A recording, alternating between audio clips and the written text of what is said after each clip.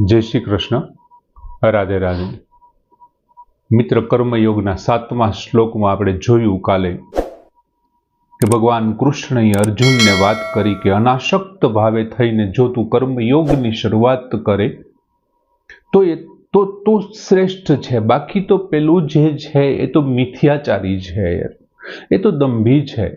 माटे अनासक्त थई अने तारे कर्म करवुं जोईए। मित्रों, गीताकारनी एक बहु सारामां सारी एक शैली छे अने ए शैली ए छे कि भगवान कृष्ण सौथी पहेला विषयोनुं विवेचन करे। एमने जे कहेवुं होय ने विषय तमारी सामे मूके, ते पछी जे विषयनुं विवेचन एक बे श्लोकमां कर्या पछी ए करवामां तने शुं लाभ थवानो छे ने ए बतावे कि तू जो आवुं करीश ने तो तने एटलो एटलो लाभ थशे, तने स्वर्ग मळशे, मुक्ति मळशे, मोक्ष मळशे, परमात्मा साथेनुं तारुं मिलन थशे, तने आ प्रमाणे थई जशे। अने पछी त्रीजी बाबत एम कहे छे कि भगवान एवुं कहे कि जो हवे तू आ नहीं करे ने तो तने शुं नुकसान जशे। एम पहेला विषय वस्तुनुं विवेचन करे, त्यार पछी ते विषय वस्तु प्रमाणे वर्तन करवाथी एमना लाभनुं वर्णन करे, ते विषय वस्तु प्रमाणे वर्तन न करवाथी तने थनारा गेरलाभनुं वर्णन करे, अने त्यार पछी छेल्ले एमने अनुष्ठान करवा माटेनी भगवान आज्ञा आपे कि तारे आम करवुं जोईए। एम त्रीजा अध्यायना पहेला श्लोकमां अर्जुने भगवानने प्रश्न कर्यो कि हे भगवान, जो तमे कर्म करता ज्ञानने श्रेष्ठ गणता हो तो पछी तमे मने शुं काम आ घोर कर्मोमां नोतरो छो, મને શું કામ આવું કરો છો? એટલે ભગવાન એમનો જવાબ દેતી વખતે વાત કરે છે કે ભાઈ, કર્મ ન કરવું એના કરતા કર્મ કરવું સારું છે, એ વધારે સારું છે। અને બીજું કે કર્મનો ત્યાગ કરી અને મનથી વિષયોનું કરવું એ તો માત્ર મિથ્યાચારી છે, એ તો દંભી છે। અને ખરેખર તારે જો કર્મ કરીશ ને તો આ પ્રમાણે થશે અને તે શ્રેષ્ઠ છે। આપણે આગળના શ્લોકમાં જોયું। અને હવે ભગવાન અહીંયા અર્જુનને આજ્ઞા આપે છે કે હવે તારે શું કરવું જોઈએ। ખરેખર મેં તને કીધું કે તું અનાસક્ત ભાવે કર્મ કર, પણ હવે તારે ખરેખર શું કરવું જોઈએ તું સાંભળ। અને એમ કરીને ભગવાન ત્રીજા અધ્યાય એટલે કે કર્મયોગમાં 8મા શ્લોકને રજૂ કરતા કહે છે કે નિયત કુરુ કર્મ ત્વમ કર્મ જયાયો हि અકર્મણઃ શરીર યાત્રા અપી ચ તે ન પ્રસિદ્ધયેત અકર્મણઃ। બહુ સરસ વાત કરી ભગવાને કે નિયત કુરુ કર્મ ત્વમ, ત્વમ એટલે તું, નિયત કર્મ એટલે કે શાસ્ત્ર વિધિએ નિયત કરેલા કર્મ, નિયત કર્મ એટલે શાસ્ત્ર વિધિએ નિયત કરેલા કર્મ, કુરુ એટલે કર। પછીનો શબ્દ છે કર્મ જયાયો हि અકર્મણઃ। हि એટલે કેમ કે અકર્મણઃ કર્મ ન કરવા કરતા કર્મ જયાયો, કર્મ કરવું શ્રેષ્ઠ છે, કર્મ ન કરવા કરતા કર્મ કરવું શ્રેષ્ઠ છે। પછી બીજી લીટીમાં કહે છે ચ અને અથવા તથા અકર્મણઃ કર્મ ન કરવાથી તે એટલે તારી શરીર યાત્રા આપી શરીર નિર્વાહ પણ ન પ્રસિદ્ધયેત, સિદ્ધ નહીં થાય। તારી શરીર યાત્રા પણ, તારો શરીર નિર્વાહ પણ સિદ્ધ નહીં જાય। ભગવાન અર્જુનને વાત કરે છે કે હે અર્જુન, તું શાસ્ત્ર વિધિએ નિયત કરેલા કર્મને કર, કેમ કે કર્મ ન કરવા કરતા કર્મ કરવું શ્રેષ્ઠ છે। અને કર્મ ન કરવાથી તારો શરીર નિર્વાહ પણ સિદ્ધ નહીં થાય। હવે ભગવાને અહીં અર્જુનને સ્પષ્ટ શબ્દોમાં અનુષ્ઠાન કરવાની આજ્ઞા આપી, અને એ આજ્ઞા શું આપી કે નિયતમ કુરુ કર્મ ત્વમ એટલે તું નિયતમ કુરુ કર્મ। હવે એ ભગવાન કહે છે તું નિયત કર્મ કર। હવે આપણા માટે પ્રશ્ન આવ્યો, આપણને તો ખબર નથી કે નિયત કર્મ એટલે શું। ગીતાકાર ધીમે ધીમે ભગવાન કૃષ્ણ ગીતાજીમાં નોખા નોખા પ્રકારના કર્મોનું વર્ણન કરશે। આપણે આમની પહેલા એક વખત થોડીક અમથી વાત કરી હતી। અહીંયા 2 પ્રકારના કર્મોની તો વાત કરી દીધી ભગવાને। હવે એક નિયત કર્મ ભગવાન વાત કરે છે, અર્જુનને કહે છે કે તું નિયત કર્મ કર। એનો અર્થ એવો કે નિયત કર્મ સારું જ હશે તો જ ભગવાન સલાહ આપે અર્જુને કેમ કે અર્જુને સ્પષ્ટ કીધું છે કે મારું જેમાં હિત હોય ને તમે મને કહીજો, મારું જેમાં કલ્યાણ છે એ જ હવે તમે મને વાત કરજો. અને ભગવાન અહીં કહે છે નિયતમ કુરુ કર્મ ત્વમ એટલે તું નિયત કર્મ કર. કુરુ નિયત કર્મ કર એટલે નિયત કર્મ. હવે શાસ્ત્રોની અંદર બે પ્રકારના કર્મોની વાત કરી છે, એક વિહિત કર્મ છે અને એક નિયત કર્મ છે. હવે વિહિત કર્મ અને નિયત કર્મ વિશેની શાસ્ત્રોમાં બે પ્રકારના કર્મોની વાત કરી. તો વિહિત કર્મ એટલે શું? તો કે વિહિત કર્મ, પહેલા આપણે વિહિતને જોઈએ પછી નિયત કર્મની વાત કરીએ, ભગવાન જેને કહેવા માંગે છે તે. તો વિહિત એટલે શું? તો કે આજ્ઞારૂપી જે કર્મો શાસ્ત્રોની અંદર આપેલા છે ને એ બધા કર્મોને વિહિત કર્મ કહેવાય. શાસ્ત્રોએ આપણને જ્યાં આજ્ઞા કરી છે એ બધા કર્મોને શાસ્ત્રોએ બતાવેલા, વિહિત એટલે બતાવેલા એવો અર્થ થાય. શાસ્ત્રોએ બતાવેલા કર્મો એમની અંદર કોનો સમાવેશ થાય? તો કે વ્રતનો સમાવેશ થાય, પછી ઉપાસનાનો સમાવેશ થાય, ત્યાર પછી ઉપવાસનો સમાવેશ થાય. આ બધા કર્મો, હવે તમારે આટલા વ્રત કરવા જોઈએ, આ યજ્ઞ કરવા જોઈએ, આ ઉપવાસ કરવો જોઈએ, આ પ્રમાણે પાલન કરવું જોઈએ, આટલી વસ્તુઓની જાળવણી કરવી જોઈએ, આ બધા વિહિત કર્મો છે. હવે એ વિહિત કર્મ કરવા કઈ સહેલા છે? વિહિત કર્મ શું? શાસ્ત્રોમાં કીધા છે એ પ્રમાણે વ્રતોપચાર કરવું, એક પગે ઊભા રહીને તપશ્ચર્યા કરવી, અમુક વસ્તુ ખાવાનું છોડી દેવું, આ તે બધું કઈ થોડું સહેલું છે? એ ખૂબ જ કઠિન છે. સામાન્ય માણસો માટે એ કરવું ઘણું અઘરું છે. તો વિહિત કર્મ કરવા માટે કરવું શું? તો કે શાસ્ત્રમાં નિષિદ્ધ કર્મની પણ વાત આપેલી છે. નિષિદ્ધ કર્મ એટલે શું? તો કે આ કર્મ નહીં કરવાના. એક છે આ કર્મ કરવાના, એમને વિહિત કર્મ કહેવાય, જેમાં આજ્ઞા આપી છે. એક છે આ કર્મ નહીં કરવાના, એમાં પણ ભગવાને આજ્ઞા આપી છે કે આ નહીં કરવાના, એટલે આજ્ઞા જ થઈ. કરવાના છે એ પણ આજ્ઞા થઈ, આ નહીં કરવાના એ પણ આજ્ઞા છે. નહીં કરવાના એટલે શું? તો કે ભાઈ ચોરી ન કરવી, ખોટું ન બોલવું, હિંસા ન કરવી, મદિરાપાન ન કરવું, વ્યભિચાર ન કરવું, દ્યુત શાળામાં ન જવું, જુગાર ન રમવો. આ બધાને કેવા કર્મો કહેવાય? નિષિદ્ધ કર્મ કહેવાય.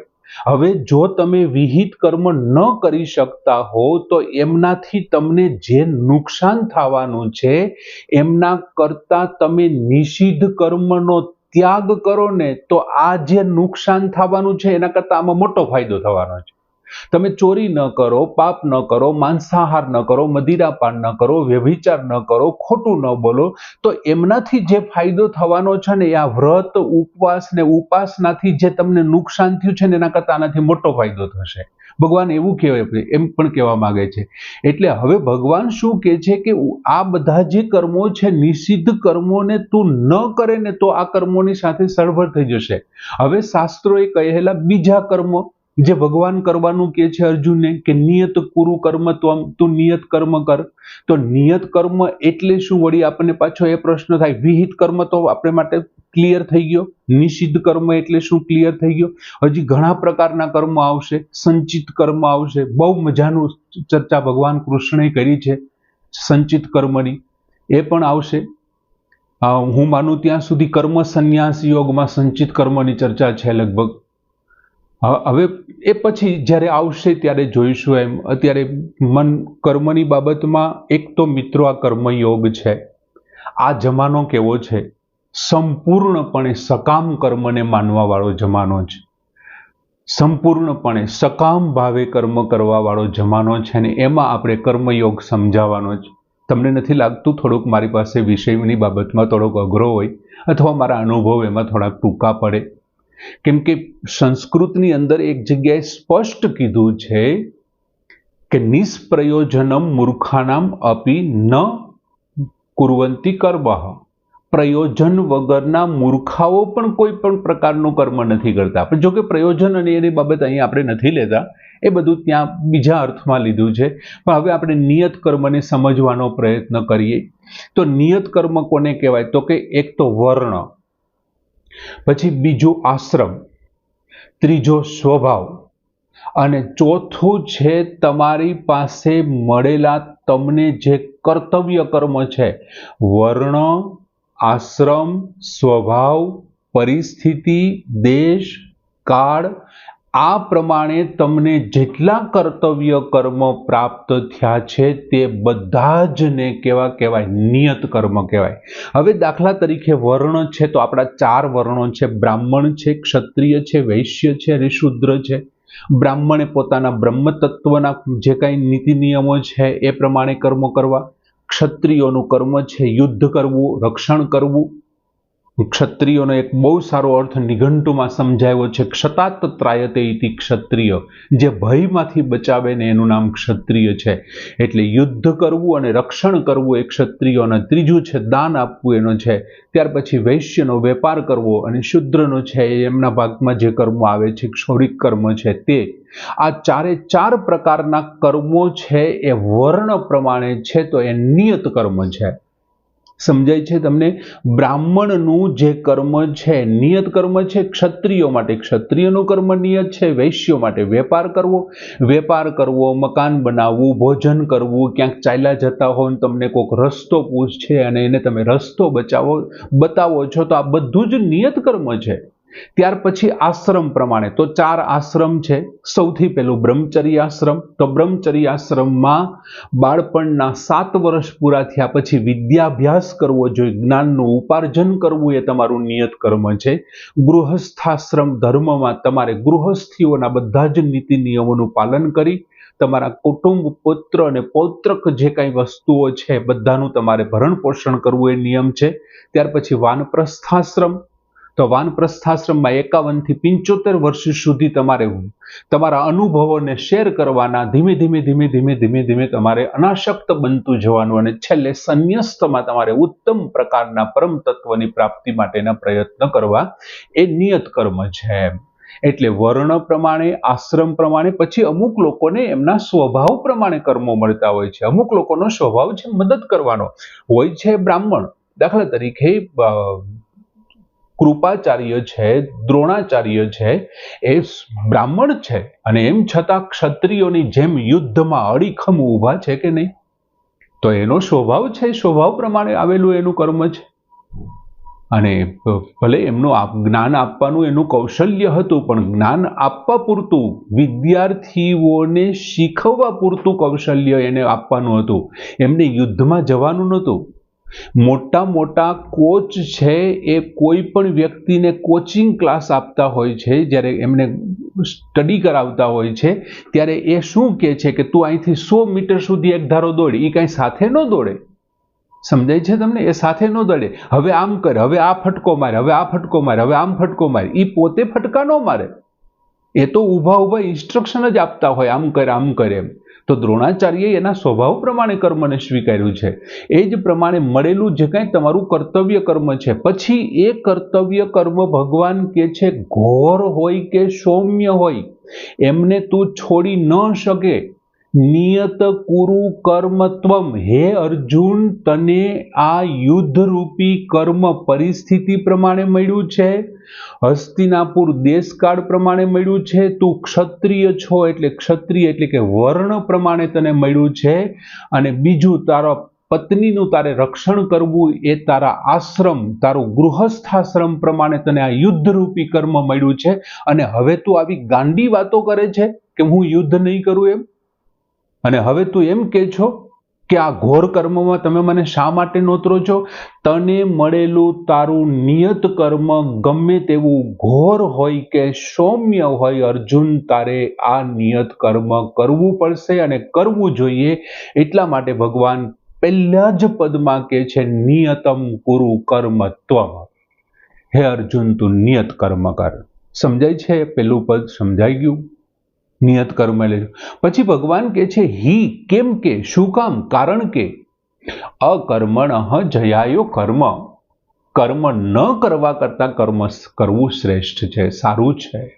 પહેલા જ શ્લોકમાં અર્જુને પૂછ્યું ને કે મને એવું લાગે છે તમારી દ્રષ્ટિએ કર્મણઃ બુદ્ધિ જયાયસી, એવો શબ્દ વાપર્યો. તો કર્મ કરતા જ્ઞાન છે શ્રેષ્ઠ છે. તો પછી તમે મને શું કામ આવા ઘોર કર્મમાં જોતરો છો?